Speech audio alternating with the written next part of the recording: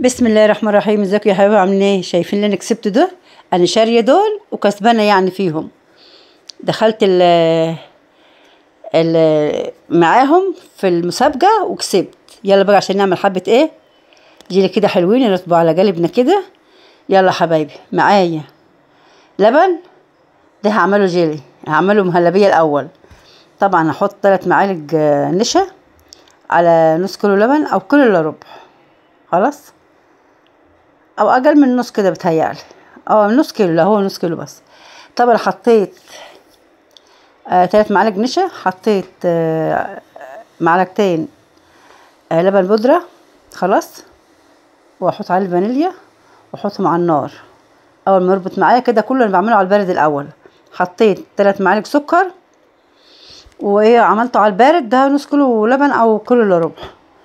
فايه قلت اعمله مهلبيه واعمل جيلي واحط واعمل كده طريقه حلوه قوي. انت اشوف معايا دلوقتي الطريقه انا هعملها ازاي. يعني جيلي ومعايا انا مشكل يعني، بس يعني حاجه كده ترتب على القلب كده في الصيف دوت، الواحد ياكل حاجه ساقعه كده حلوه. فاللي انا كسبته انا هعمله.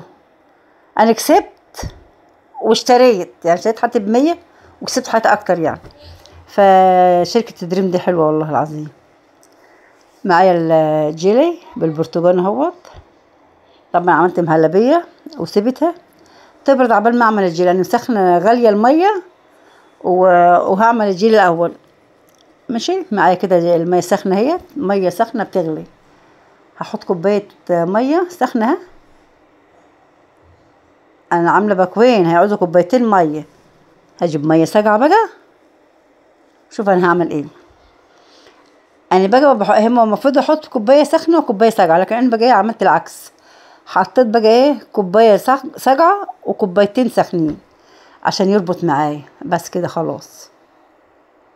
كده حطيت انا كوبايه وكوبايتين سخنه وكوبايه ساقعه بس عشان يربط معايا على طول. فعلا هو ربط معايا بسرعه عشان مش تاخر بقى ايه كام ساعه في التلاجة ولا في الفريزر.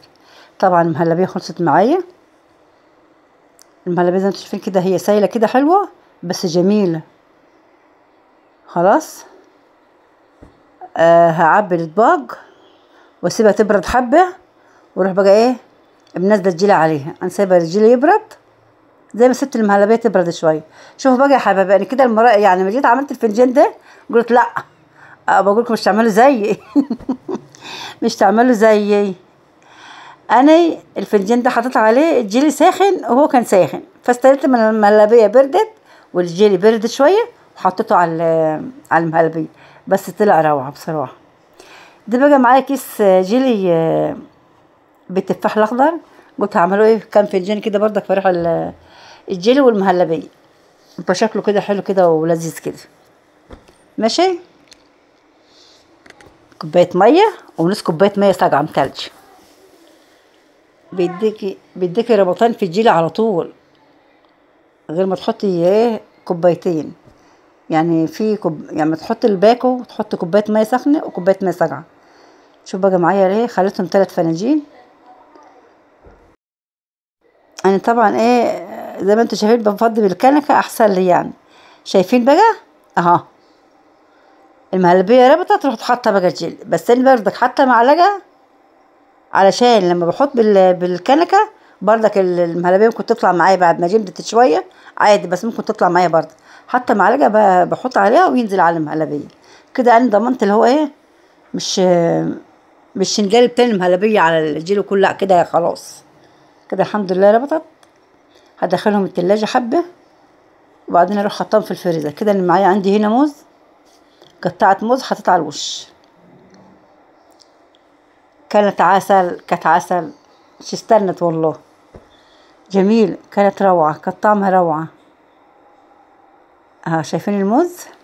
كان عندي كده ايه شوكولاتة من اللي هي القلوب اللي الرفيعة ديت، حطيت منها عليها يعني تزويق كده، حاجة سمراء على حاجة بيضة على حاجة الوانات حلوة كده، والشوكولاتة معسلة كده مسكرة وبطعم حلو. شايفين يا حبايبي الجيلي روعة. خلصنا اهوت، خلصنا الجيلي زي ما انتوا شايفين وانا بوريكم.